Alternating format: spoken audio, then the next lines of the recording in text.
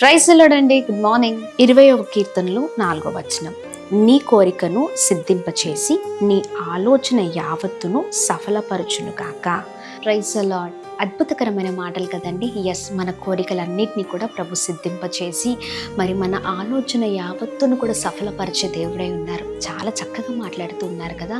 ఆయన బలమైన మాటల ద్వారా చక్కగా బలపరచబడుతున్నామండి. ఈ ఉదయకాల సమయంలో మరి ఏ కోరికల విషయంలో అయితే మరి దేవుడు నా జీవితంలో మరి ఈ కార్యము కొరకు నేను ఎదురు చూస్తున్నారు, ఈ కార్యం ఖచ్చితంగా నా జీవితంలో జరిగిస్తారు, నేను ఈ విషయంలో ఆరాటపడుతున్నాను, దేవుడు ఈ నా జీవితంలో ఈ అద్భుతం చేయాలని ఎలా అయితే ఆలోచన కలిగి ఉన్నారో, ఏ విషయంలో అయితే ఎత్తిపట్టి ప్రార్థన చేస్తూ ఉన్నారో, ఎస్, అన్ని విషయాల్లో ప్రభు కృప చూపించబోతున్నారండి. ప్రతి విధమైన విషయాల్లో ప్రభు కృప చూపించి నిన్ను నీ కుటుంబాన్ని అద్భుతంగా నడిపించబోతూ ఉన్నారు. నీ కోరికలను సిద్ధింపచేసే దేవుడై ఉన్నారు. ఆమేన్. నీ ఆలోచన యావత్తును సఫలపరిచే దేవుడై ఉన్నారు.